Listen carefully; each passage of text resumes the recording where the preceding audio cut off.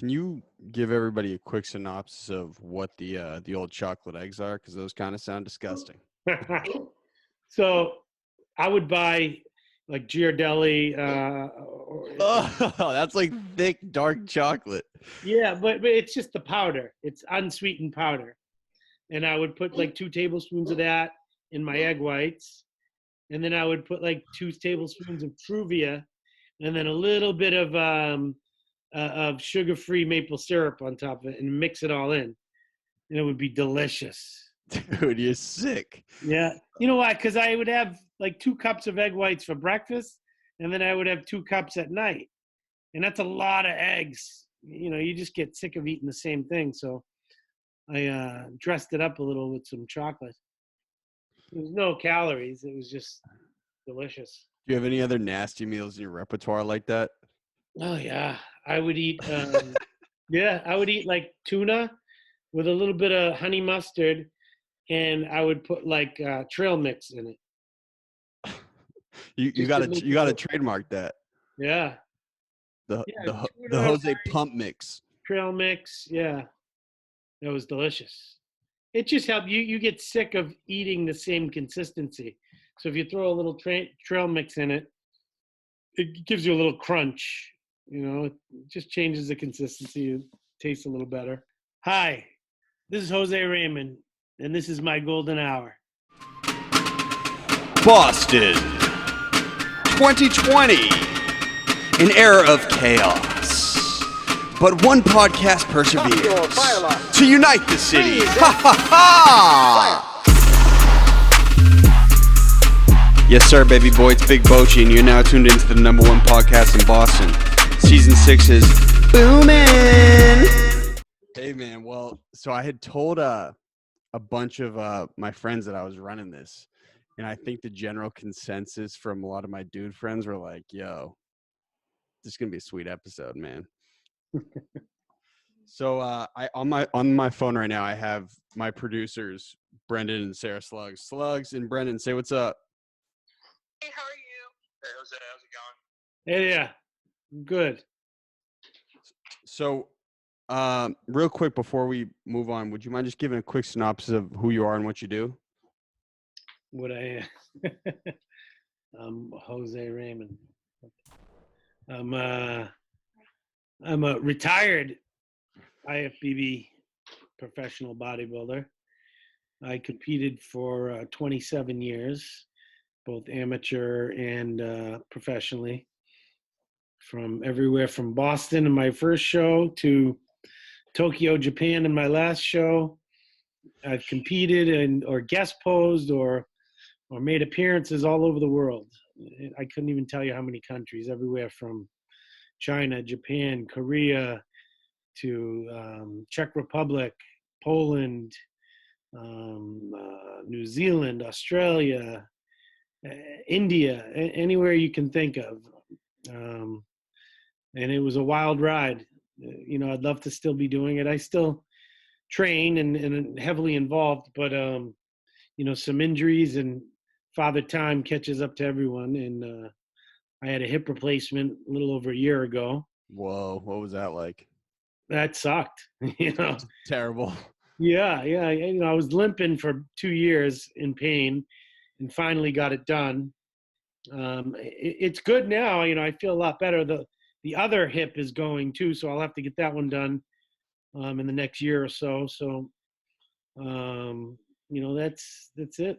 No, I don't mean to sound brain dead when I ask this, but is a replacement, is it a prosthetic hip or is it like actually somebody gave you a donor brand new hip? No, it's titanium. There's a plastic cup with a titanium head and some ceramic on the actual. It's about this long. They drill a hole into your femur and stick it in, and so there's a brand new head and brand new cup, and it feels great. You know, it's so much better than it was. Now, how long did you know you needed that for before you got it? So, like I said, I was limping for around 2 years. So I was in a lot of pain, and it just continued to get worse. And then probably around 4 months prior to the surgery, I was in agony, just sleeping, laying in bed. There was sharp pains running down my leg, down to my shins. And, I knew it. I had seen a surgeon in probably February of 2018. And he said, "You need a new hip." I said, "Well, I'm already, actually it was 2019. I said, "I'm already, scheduled to do all these appearances in these competitions." He said, "Well, go do the best you can and come back. You need a new hip." So I did that. I competed in the Olympia. I competed in the 212, Korea. right? Yep, in the 212 division. So I did the Olympia. I did Korea. I did. Where, South Korea, obviously. Yeah. They don't let us up to North Korea. What was that like? It's beautiful. Korea is awesome. I did it 4 years in a row. People passionate about bodybuilding over there? Oh yeah, and it's growing, continuing to grow, and they have a amazing fitness community over there. It's growing. Every time we went, it got better and better and better, and the beautiful people, beautiful country. And how do you assess that it's growing when you go over? Just like the shows are bigger, people are giving you more attention when you go over from year to year? Yeah, exactly. So there would be an amateur division along with the pro division, and that's how you judge how it's growing. Each year, the amateur division was growing by numbers, more competitors, and by quality. The quality of the competitors were getting better every year, and people were flying in from all over the world to come and compete there. And the prize money was growing, and just the interest all around. The gyms and it was just people still reach out to me today from Korea, checking in on me and saying hello, and just great people in general. When you had initially started, this was something we were talking about a lot. How much has bodybuilding globalized, like, over the course of your career? Is it the past 5-6 years where it's becoming like, all right, every time you go out of country, people are giving you a lot more attention? Yeah, well, I mean, even back in the day, there was great competitors worldwide. Samir Banu is Middle Eastern. He's a Mr. Olympia. Guys like Mohammed Makaway. I mean, even the world's greatest bodybuilder ever, Arnold Schwarzenegger. He's from Austria. So it's The market specifically, though, like for you to go over there and do shows. Yeah, it is. It grew a lot just due to social media, because maybe 25 years ago they wouldn't have known who I was, but because of social media and all the you have everything at your fingertips, everyone knew who I was. So promoters of events worldwide would be reaching out to me, whether it be to compete in their show or to come work a booth or do a seminar or come guest pose. The opportunities certainly grew a lot more for someone like me, because I wasn't Arnold Schwarzenegger, I wasn't Lee Haney or Jay Cutler. I was just a 212 guy. No, man, you were the Boston Mass. Yeah, exactly. That's like my favorite nickname. Yeah, me too. When did you claim that? That came around 2009. One of the writers, a big writer in the industry for muscular development, Ron Harris, he's a local guy too. He came up with that was the name of an article. The Boston Mass. Yeah, exactly. You were stoked when you saw that article, right? Yeah, it was awesome. Oh. And it just stuck, and it grew. It grew as I grew, and my placings were getting better and better, and getting wins, and it just, the whole thing took a life of its own. No, I don't mean to be like super depressing right now, but are you still able to hit the gym? You got a home gym right now that you can still hit? No, I don't have a home gym, but I do go to a facility a couple times a week. We're really not supposed to, but there's a place locally it's not a gym. There's some equipment there where I can go and get a pump, and it definitely makes my day. I feel a lot better. But no, I'm not in full blown training right now because it's hit or miss when I can get out, and you don't want to go when there's a lot of people there as well. There's only a handful of people that know about this place and that are allowed to go, so I'm very careful about it. I don't want to contract something and bring it home to my wife, or have her go see her family and give it to someone else. So very careful and try to minimize my exposure to other people right now. I hear you. It's wild, man. I was downtown, like Faneuil Hall, this time last week, and it like really did look like an apocalypse. It was insane. Yeah, it's scary, man. The worst part is you don't know what to believe. I don't know what to believe when you watch the news or watch something on YouTube or see stuff on social media. I don't know who to believe or who has an agenda. So for now, just to be safe, you got to abide by the rules to a degree and minimize your chances of contracting something.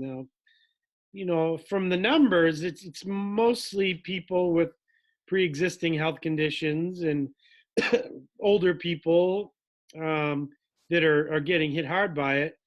But I still don't want to, I don't want to get it, but more importantly, I think I'm strong enough to fight it off. I may have already had it. Who knows? But I certainly don't want to give it to a family member and who's compromised. Absolutely not. Yeah. I talked to somebody who had it, and he was like, dude, it feels like you just have sand in your throat. I'm like, that sounds awful. Oh. Yeah, it does sound awful. I really feel for people who are hit by it, and obviously people who are dying by it. But there's a lot of weird stuff going on where, a friend of mine's father just passed away the other day, and he had been fighting for a few years. It had been going, and then they list his cause of death as COVID-19, and I'm not sure that's the cause of death. He had Parkinson's, and he was and they're saying that the COVID like kind of sent him over.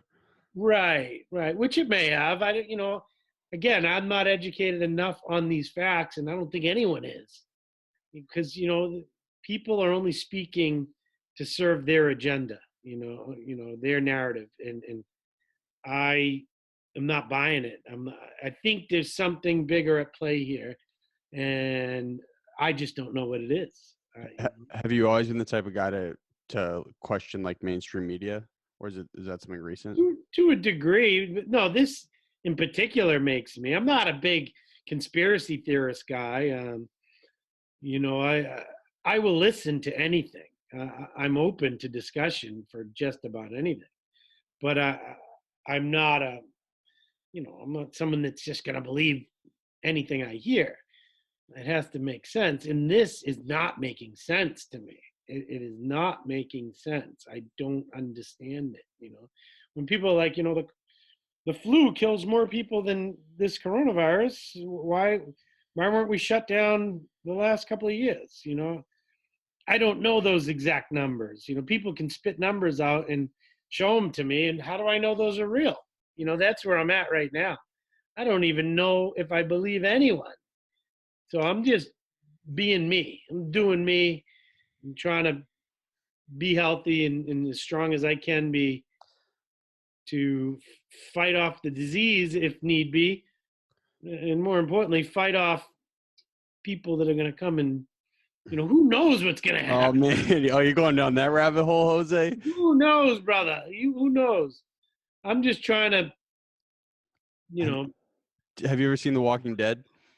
No. See, I don't watch that stuff. I wouldn't, man. I'm not into zombie apocalypse shit, and then, I'm a realist. If it's real, if I can see it, touch it, feel it, then it's real. But I don't believe in. I never seen a zombie. Have you? Absolutely not. But if we had to start an army to kill off all the zombies, you'd be the first person I'd recruit. Yeah, well, Me hopefully and that doesn't happen. Yeah, let's go. yeah. So just a real quick rewind. Your first show was in Boston. Where was that? It And was at the Berkeley Performing Arts Theater. what really? Yeah, yeah, it was awesome. It was back in 1993. That was back when there was only one show. There was only one show in all of New England. You know, there were a few little shows around, but that was the show. And there was only a few divisions like men's bodybuilding and women's bodybuilding. And today you have 7 different divisions between women's figure, bikini, wellness, men's physique, classic physique, bodybuilding. So back then it was a packed house. I had been training most of my life How for old are you at this point? 18. Oh, so you've been in it. Oh yeah, yeah. My older brother got me into it. We were training for sports, for football and wrestling, and just to be stronger and to relieve some stress. And it grew into, me and a lot of my buddies trained, but they didn't look like me. I always had a lot of muscle. So my brother said, you do really well in this. Let's try it. And I wasn't too excited to go on stage in little posing trunks, but once I did and I won, and You won the first comp? yeah, yeah, and it was a big show. It was over 1,000 fans, and it was loud. And previously I had played mostly team sports where you rely on other people, and this kind of gave me that feeling where this is just me. I don't have anyone to rely on. I don't have anyone to blame. It's just me, and I was good at it. You're Right in away. control. Right. So winning that really gave me the bug, and I competed every year I could from that year moving forward. Now I know it's grown a lot, but were you a one of one when you started out in Boston? Was there anyone else that was really doing it? Obviously, your Oh brother. yeah. There was a ton. You know, I mean, that was winning on a pretty major scale like you. So yeah, definitely. Obviously, Jay Cutler is from Massachusetts. Jay's the biggest name in bodybuilding ever to come out of Massachusetts. He's a 4-time Mr. Olympia. He's Central Mass though, right? Yeah. But even But before you're him, Boston. You're the Boston Mass, man. yeah. Well, there was another guy named Paul DeMeo. He was from Malden or Everett, and Mike Matarazzo. They were both from the Malden Everett area, and they were very good. They were professionals.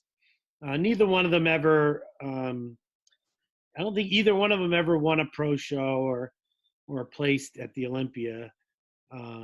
They were big guys. That was before there was a 212 division. They were both 250, 260 type of guys, huge. But yeah, they were before social media. So, I mean, they were both very popular, very sought after as far as sponsorships and, guest posing appearances. And they were really, really good. But they were just before the social media thing where, if it weren't for social media, I may not have been as well known, worldwide as I was. The timing was good. It was a blessing and a curse. One, the blessing because it helped me, promote myself and get a lot of opportunities I would not have otherwise. But it was a curse because that's not my forte. I came into the game long before social media. And now you're getting people who, they get sponsorships by how many followers they have or how many likes they get, as opposed to the quality of their performance. There's a lot of guys who make a hell of a lot more money or get a lot more opportunities than I did, who couldn't stand next to me on stage, but they're very good at promoting themselves through social media and things like that. Well, how did you acquire the branding and the marketing sense as you went along? Was it just something you kind of picked up? Because it's not like you don't have a prevalent following by this point. I know you're saying though, like, I get it. Well, if you go and look at someone's Instagram, for example, they have 500,000 followers. They have 5,000 posts. I have like under 700 posts. I just don't post a lot. I was way more active when I had a sponsor because I had to post for them and do things like that. But I had some friends along the way that would nudge me and say, listen, we got to get some more content, and would help me film either YouTube videos or Instagram stuff. And I like doing this kind of stuff, just talking freely. I would do a lot of Instagram live videos, and that's more authentic to me. Mm-hmm. It's real. I don't like the nonsense. People posting dumb pictures that are photoshopped or are all filtered, and where I just like being me. If you like me, then fine. If not, that's fine too. I hear you. When you were coming up initially, how were you monetizing your career before, like, you had a lot of appearances and backing? Were you working jobs and then like Yeah. I was a trainer. I started training people when I was 18 as well. So, and that wasn't quite as big back then. Now everyone and their mother is a trainer or a coach and, I was able to fund my entire career myself. I paid for all my flights and my hotels and my contest prep and my food and travel and all that. But it wasn't until I got sponsors where they paid for the flights and hotels and all the supplements and things like that. And, and then in my pro career, a lot of the promoters of the events would pay for my flights and hotels and whatnot, because it would benefit them to have me in the show. They'd be able to sell more tickets. So what are you, just like, you're training at a gym in the city, and then are you just in the gym 24/7 when you're coming up? Yeah, I was. Yeah, for sure. I'd get in there by 5 a.m, do cardio, eat breakfast, then start training clients. And I would train people, sometimes. What was the name of the gym? So I trained at a ton of them back in, trained people out of Gold's Gym in Woburn, trained people out of a gym, a great gym in Burlington. It was called the World of Health. I was there for 10 years. Where was that? In Burlington. It was right off of 3A. There was an ice palace attached to it, a hockey place. Okay, yeah. Yeah. And I had a lot of clients there. It was a great location because it was by some well-to-do towns, Winchester, Lexington, Burlington. So I had a lot of clients there. And then The rich clients. Yeah. Well, people that made it a priority to be healthy, and All the dads that wanted to get jacked that were working corporate jobs downtown. Yeah. And then I worked out of a place called Today's Fitness in Woburn, and then Greater Boston Fitness in Revere. When did franchise gyms start becoming really popular, like BSC? Because now that's like everywhere in the city. Yeah, well, franchise gyms were popular out of the gate. Once Gold's Gym came along and World Gym, those were all franchise gyms, and then in the last 10 years, you've had like LA Fitness and Boston Sports Club and Planet Fitness, things like that. I would say obviously in the last 10 years, it really exploded. But, for me, I prefer a mom and pop type of gym, because they have more say over what they can do there. When you are a franchisee, you have to abide by the rules of the franchise. So you have to use certain colors.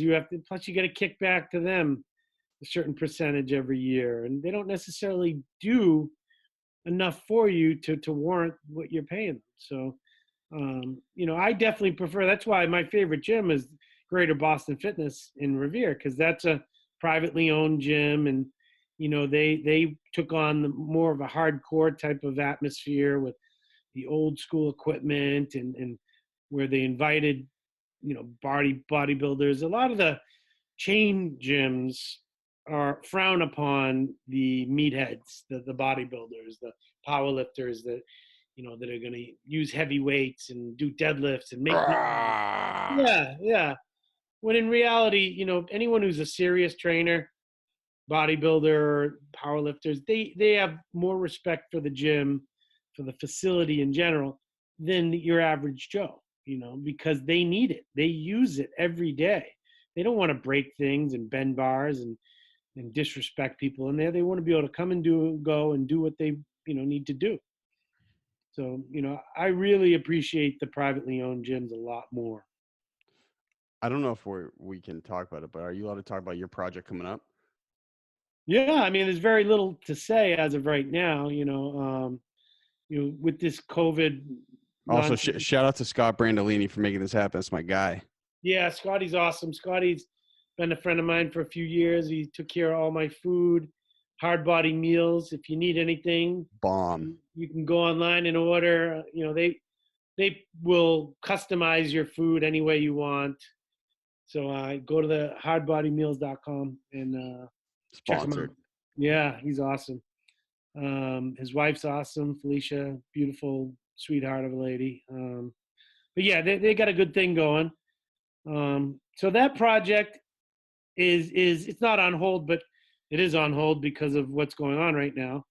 But we have a facility in Malden that we're a huge building, and it's going to be more along the lines of what I was talking about, more of a privately owned, getting input from the members of how they want it and what they need, and catering to everyone's needs.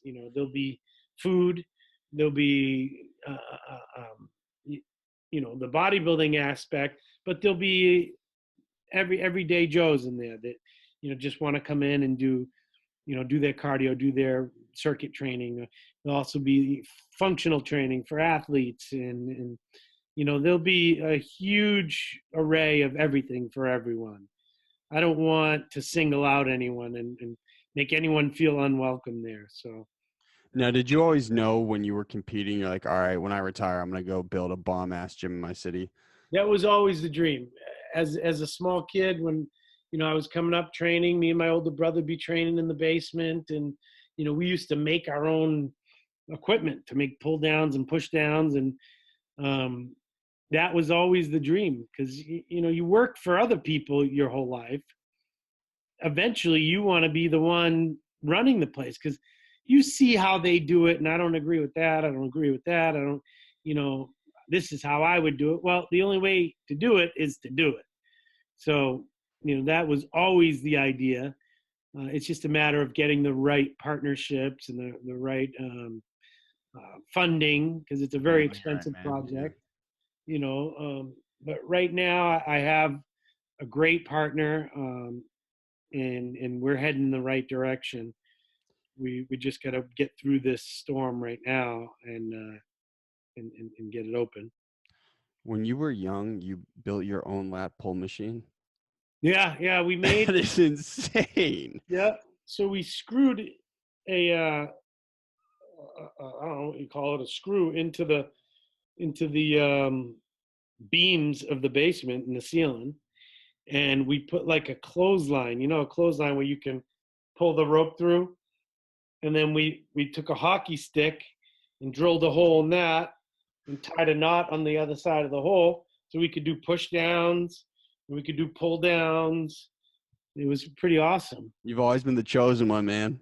Yeah. We had a lot of fun, not only training, but learning how to do different things and, learning how things should feel.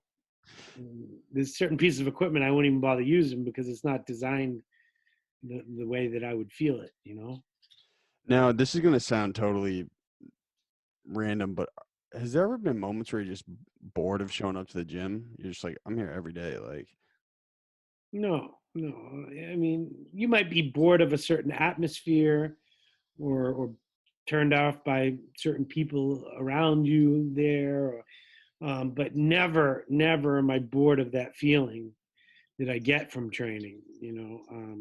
I always feel better after training, even if I'm sore, lightheaded, or joints aching. There's a certain what is the word? Your sense of accomplishment.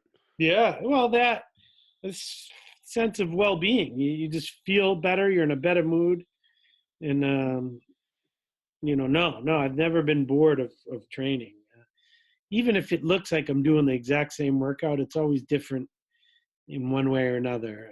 I always change it somehow where I'm not, and I don't do it. I don't know. It's hard to explain. I do. I'm trying to build something. I'm trying to do something, and each time I do it, there is a sense of accomplishment. Whether or not I lifted more weight than I did the last time, it's more a feeling of accomplishment, and I always get something positive out of it. When did you start turning the corner on like becoming obsessed with it? When did that happen? Pretty quick. Once I realized I was good at it, once I realized it made me feel better, that was as a young kid, probably 8 years old, I was doing pull-ups and push-ups and playing around with weights in the house. And I was good at it. My brother would have friends that were 6 years older than me, and they couldn't do what I was doing. And they would laugh. They'd be like, yeah, try this. And I would do more than them. And, I knew straight away that I was good at it, that, I didn't understand genetics at that point in time, but I knew I was good at it for a reason. So it always made me feel good to do it. I hear you. So when you there was never a point in your professional career where you're like, all right, I'm all in on this. Like, there's no way I'm ever going to do anything else. I just asked because like I'm at a point with building what I have here, and I'm just like, wow, I'm like burning all the bridges behind me here, man. This is like what I want. This is like all I'm going to do. Yeah. So during my amateur career, my goal was never to be a pro bodybuilder on the Olympia stage, because they didn't have a lightweight division. They had one division with Ronnie Coleman and Jay Cutler, and those guys were huge, talking 100 pounds heavier than me. So I was, that was never my goal. I knew I wasn't meant to do that.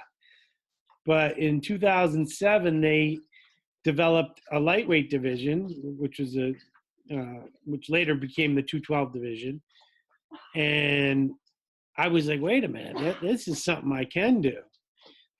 So after one or two pro shows, I knew that I not only belonged, I knew I could be one of the best. So that's when I went all in. And, I spent the better part of 10 years being all in. I ate, slept, breathed, shit, and walked bodybuilding, for better or for worse. And it turned out to be a very successful venture for me. I enjoyed it thoroughly. I still do enjoy being part of it, to a certain degree. And I will always be involved one way or another. When you were coming up, what was your sample bulking meal like? Was there one thing you would just hit consistently over and over?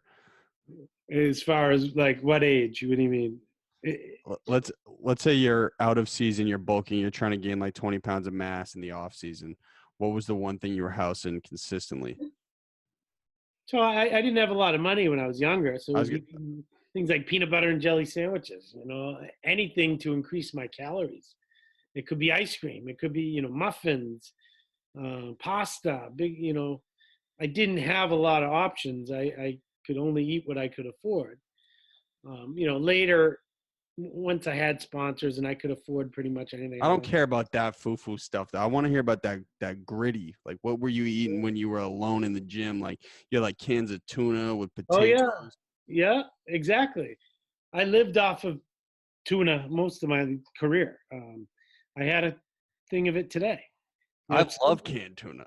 Yeah, yeah. I use the baggies. Now they come in bags. Oh, you're foo-foo, man. Yeah, yeah. So tuna, rice. Do you like it in the oil? No, just the water. I once in a while I'll use the oil, but that's obviously going to be more More fat. expensive. And I would just. I got so used to the taste of it that I actually enjoy it. So it's not a big deal to me. I have grits and cream of rice and peanut butter and whatever it takes. Yeah, Muffin. I saw you say something really interesting in an interview when we were doing some research for this. You said, I don't get why dudes complain about having to eat 6 times a day because I used to only be able to eat 1 meal a day. I was like pumped that it was part of the sport. Yeah, exactly. I wasn't wealthy. Quite the contrary, opposite. When I was growing up, we didn't have a lot, so you didn't know when your next meal was coming. Um, with bodybuilding, you have to eat 4, 5, 6. Some people. I got a friend, Robbie Gould, eats 10, 11 times a day. Crazy. He's a 300-pound guy. I couldn't eat that many times if I tried. But yeah, it is. You're blessed to be able to compete in bodybuilding. It's very few are wealthy, but you can't really be a bodybuilder and be dead broke because you gotta afford your food and your supplements.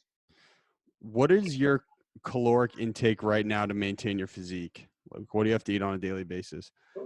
So, well, right now we're in a quarantine, and I'm not getting as much exercise. I weigh about 222, something like that. I'm still eating most of the same things. I'll have eggs, cream of rice, tuna, rice, but I eat a lot of garbage too.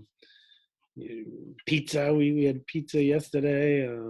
Whatever my wife feels like cooking. We've been off track since the retirement, since the hip replacement. I have yet to get into a real structured dieting situation. When you were pro, though, for maintenance? It would be most of the same. I would eat the same stuff. I'd have, eggs and steak in the morning with cream of rice. Then a few hours later, I'd have rice and tuna. But then, 1 meal a day, we would go out for sushi or burgers or steak. And that's where I made up a lot of the calories. Well, pre-workout, I would have a muffin, chocolate chip muffin. I utilize my calories pretty well. Like I would always try to have those real heavy calorie-based foods around my workouts. Were you tracking at this point? Well, I don't track it in the sense of writing anything down. Once you become accustomed to doing something for so long, you can tell just by looking at it what it is, if that's going to fit into your situation. Even when I was, getting ready for the Mr. Olympia, I wasn't writing things down, tracking it. I knew exactly what I was going to have every day. And I'd pretty much eat the same meals day in and day out at the exact same time of day. And then, if I needed to lose some weight, then I would back it down. If I needed to gain some weight, I would up the calories.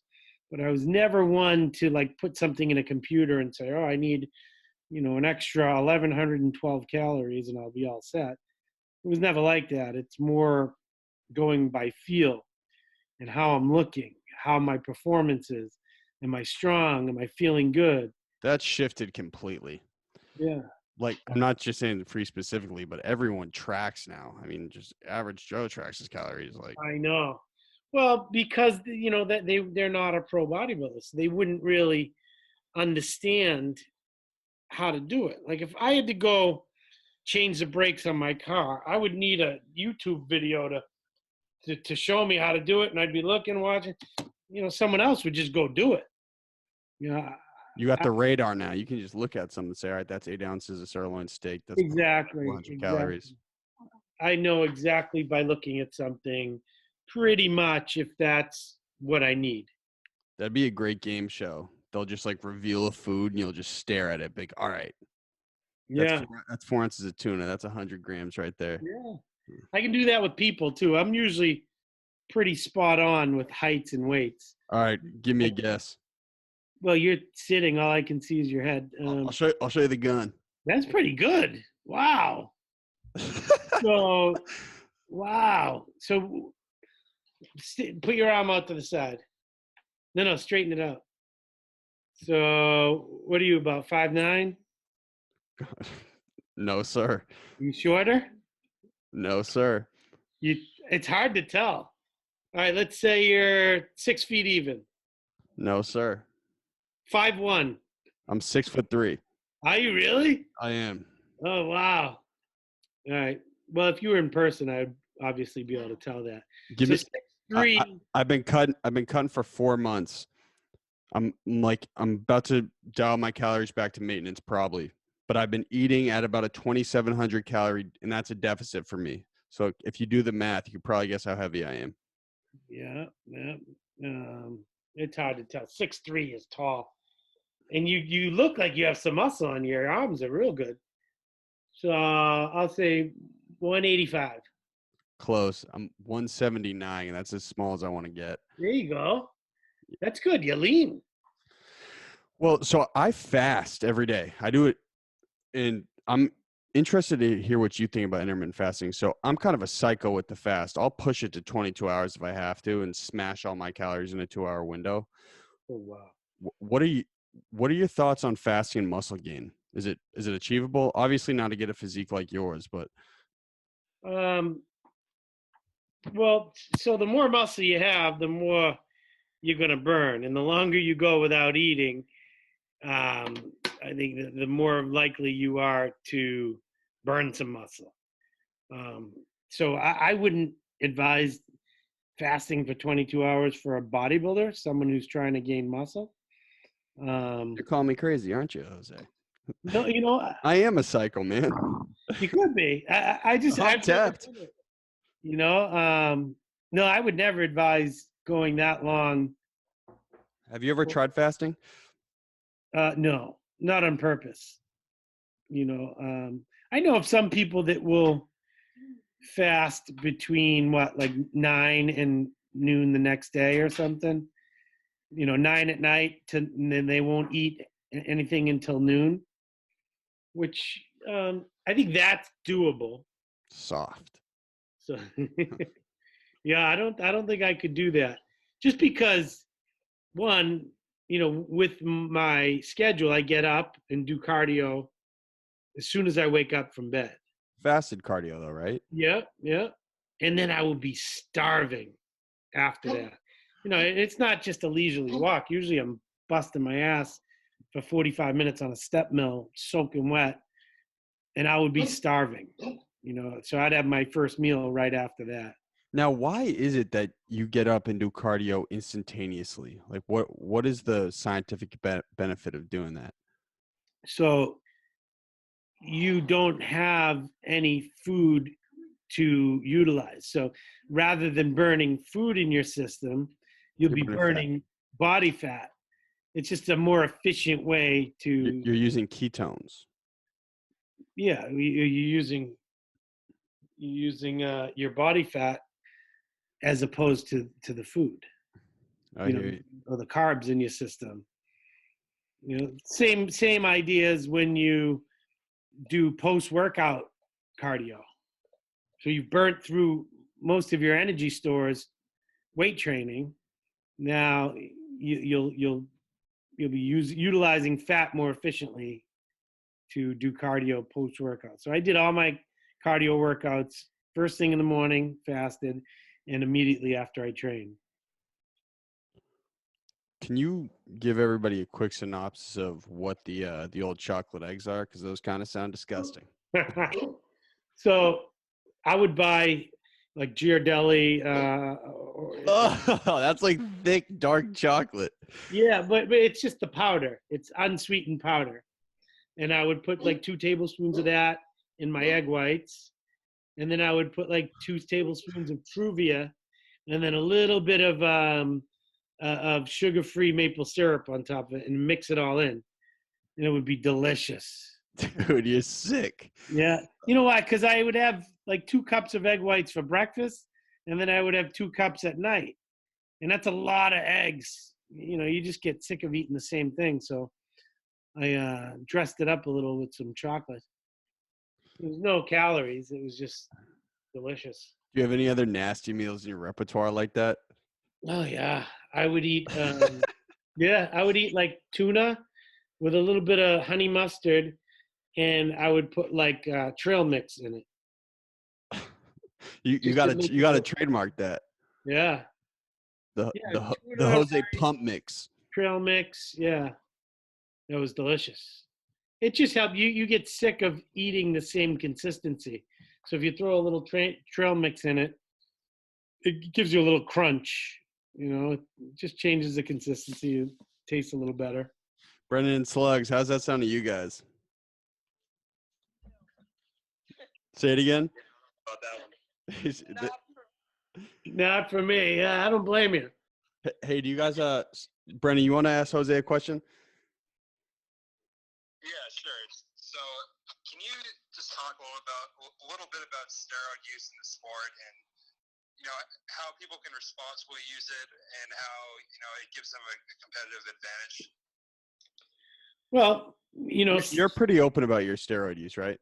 well, I'd be an idiot not to. You know, it's not something that I condone. I think that everyone should do their own research and make that decision.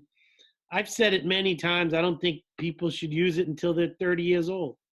I don't think you're a full-grown man until you're 30 years old. And how do you know what you're naturally capable of until you've exhausted every other option?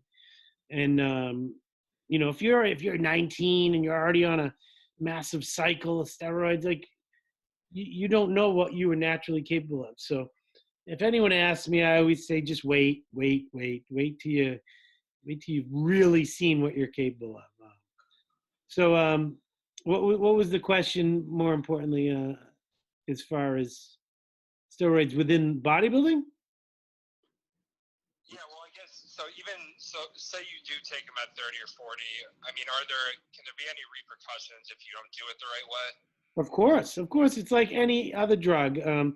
Steroids were made as a way to help people, to help people recover from either injuries or muscle wasting diseases, or they were developed for a reason. And there is a healthy, responsible way to do it. And if you abuse anything, whether it be you have surgery, they give you painkillers to help you recover, so you're not in agony the whole time. And you only use so much. If you take way too many of them, you end up with, you can lose your kidneys. You end up with tons of bad shit happen to you. And steroids are the same way. You have to use them responsibly. And, I'm not going to give numbers, but, someone who's taking 3,000 milligrams of testosterone a week, you're asking for trouble. It's totally not necessary. Is that what you took, or did you test out a bunch of different types? No, I wouldn't take 3,000 milligrams of test. No, I mean just test. Like, were you trying out other stuff?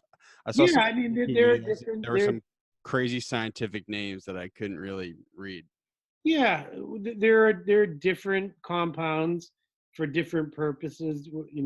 Some will make you strong, some will make you bigger, some will help you recover faster, some will help you to get leaner. And you obviously don't want to use them all at once. There's a time through your prep that you would utilize each one. And if you're smart about it, they'll work. But ultimately, you have to understand that it's just an aid. It's just there to help you. You have to do the work. You have to get up and do your cardio. You have to do the diligent dieting and not screw up, and get your rest and train like an animal, train like nobody else is training in order to get the results that you want.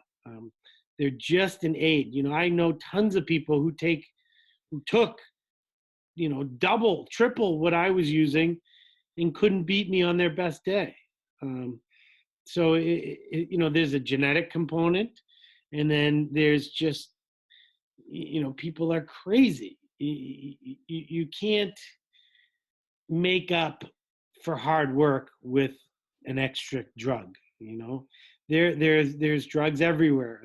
Every sport, bodybuilding is no different. Baseball, we know what happened with baseball, football, every sport, even basketball, even track, it is everywhere. Because there is a competitive advantage. If you're stronger, you have more muscle, or you're moving faster, you're able to recover from your workouts quicker to get better to the next workout, you're going to benefit from it. Well, Yeah. I know there's a plethora of steroids right now. What is like the industry standard that most athletes take? Is it clenbuterol, or am I like totally in the woods? Well, no, I mean, if you had to pick one that most everyone uses, particularly in bodybuilding, would be testosterone. And that's the basis of every cycle. Testosterone. Test. Yeah. What is tren? Trenbolone. Trenbolone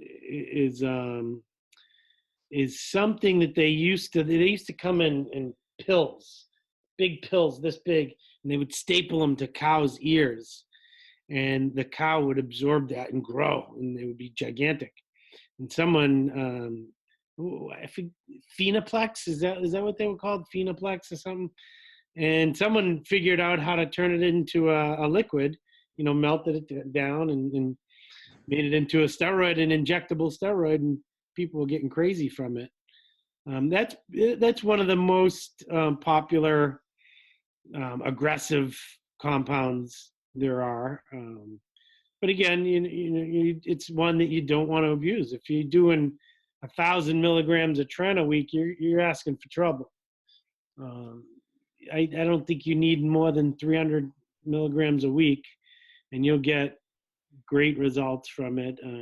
Again, I don't want this to come off as I'm endorsing it. I don't. It's a necessary evil within the sport and within the sporting world, not just bodybuilding, fighting. Well, what's interesting is that even people outside of bodybuilding, my friends, obviously I'm 24, so I'm young, but I think it's becoming more socially acceptable for people who are not competing to take it. I know a lot of dudes who want to try out testosterone, maybe even test HGH. I think there's is it LGD4033? Are you familiar with that compound? Yeah. No. Those are like SARMs or some sort of, that came later, and that was never something that I knew. I didn't know anything about them. I can't answer you as to what it is. I know that there are some that help you with your appetite, some that supposedly help with joint integrity, and but I don't know anything about them. I don't even know. I know one of like RHP6 or something helps you with your appetite, helps you eat more, whatever. But no, I don't know anything about that. Sounds like fun, man. The meat and potatoes of that is testosterone and other steroids, obviously growth hormone too. But again, you What's want the crazy shit? What's the shit where like you're like, dude, you're taking that? What's wrong with you? Well, the crazy stuff would be like EPO, which is I don't have a good understanding of that, but it's something that can kill you in a anything that can kill you quickly. The diuretics, people use the night before a competition. Those are things more likely to kill you. You're not going to die from a shot of testosterone. You probably won't die from a shot of trenbolone. You would have to really abuse it over a period of time. You would have to have a pre-existing condition, a genetic abnormality to die from something like that. But things like like diuretics or EPO, you can die pretty acutely, pretty quickly from that. I don't advise any of that. When you started bodybuilding, I'm sure like you had a general awareness. You're like, all right, I'm probably gonna have to get into this, or I want to get into this at some point. How calculated were you in your approach? Did you like map everything out? Like, all right, this is how I'm gonna do it, or were you like, all right, I'm just gonna test the waters and adjust as I go? Yeah, I was more of a test the waters. I had already had a lot of help from my older brother as far as nutrition, dieting, training, cardio. But that's something you have to develop a feel for as you go. I thought I was doing cardio, but I was just riding my bike around town, and it wasn't high intense cardio. I wasn't really burning fat at the level that I needed to. So once I really buckled down, I started in 93. It wasn't until like 99, 2000, 2001 that I really was able to nail it. And the light bulb went off. I'm like, wow, okay, this is what I need to do to really be my best. And it required a lot more effort than I was putting in. I was able to get away with beating most of the teenagers and some of the beginners. But once I went to the national level, I was doing the USA's nationals, and I had to step to a whole new level to be able to beat those guys. And, like I said, a light bulb switched. And from that moment forward, I knew what I had to do to prepare for competition. Slugs, I want to let you get one off too. You got one? Yeah. So how does your diet change when you had your hip replacement? What happened when you weren't able to be in the gym all the time, constantly? How did your diet and day-to-day just change? I just started drinking more. What are you drinking? I was drinking beers. No, it was a little depressing. You're facing more tears. I felt I could run through a brick wall. Can you hear me still? Just give it a sec. You're breaking up a little bit. Yeah. That's a little better. Can you hear me? Yeah, you're great. So Must have been that alien interference, man. Back to the conspiracy theory. Yeah, there's one around here. Yeah. So yeah, I went through a little bit of depression, just coming to terms with all of it. I'm retired. I'm likely never going to compete again. Will I be able to train the way that I had been accustomed to? Will I be able to relieve that stress? Will I, am I the same person? Am I, you become known as the Boston Mass. You are a monster for years, and now how do I adjust to just being Jose Raymond? And yeah, that took some adjusting, and I'm still adjusting. But I wasn't planning to compete or anything, so I wasn't doing any real heavy dieting. I did lose weight. I had to lose a lot of weight in order for them to perform the surgery. They don't want you to be jacked, doing the surgery. That can create a lot of complications. So I had to lose about 25 pounds to have the surgery done. And then, my weight's stuck around, 210, 215 for a little while. Once I was able to start training again, around 3 months later, I was right back up to 240, and then this quarantine hit, and I'm back down to 220s. But yeah, my diet. To answer your question, my diet didn't. It wasn't really stringent. I wasn't really strict with my diet. Had I been planning to compete or something, yeah, I would have been very keeping an eye on my diet so I don't get fat, which I didn't get fat because I was very active. They have you up walking as soon as you wake up. You have crutches, but within 2 days I was using a cane, and within 2 weeks I didn't even use a cane.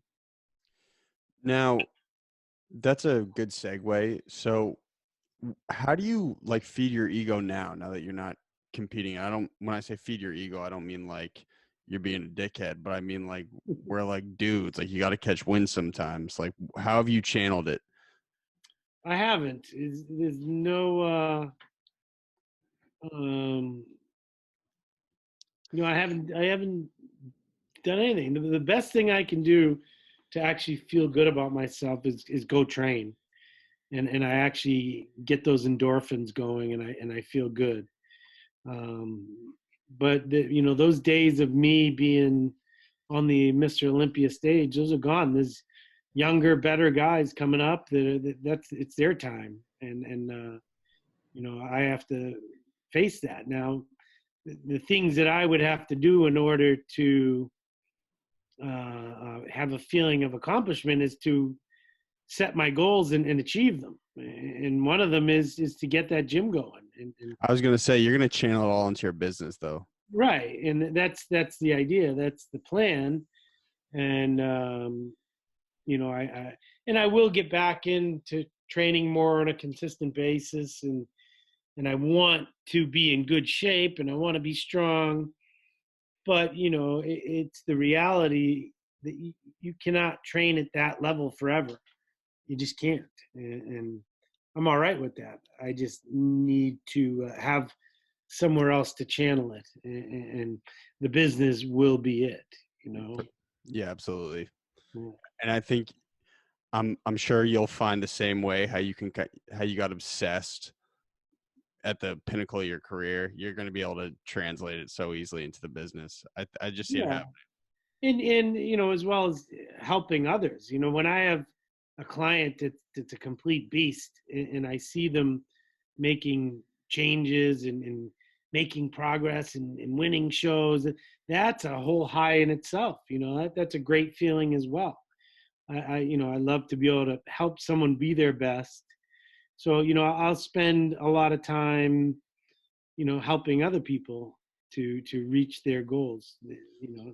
They don't know how to do it, so I will get that high from helping them.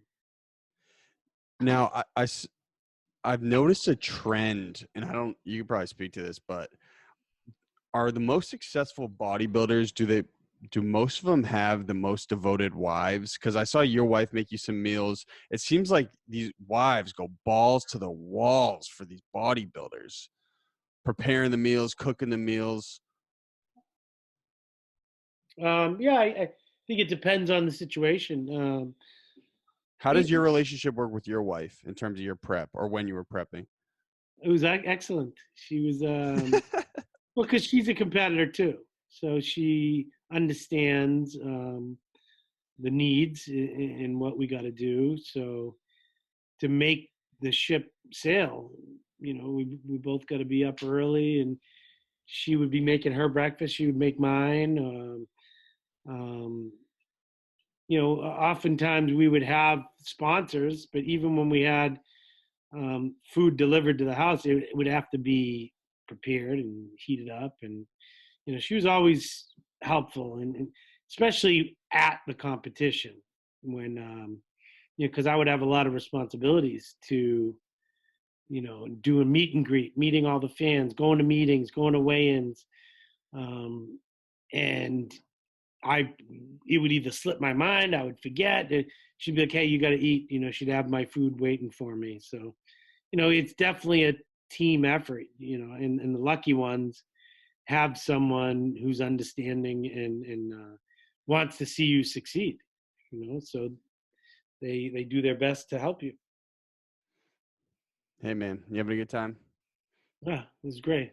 I had a blast, man. This was awesome. I like the deer. Thank you. When we get off the phone, I'm going to figure out a place to ship you a sweatshirt. What do you wear, double X? Yeah, that's good.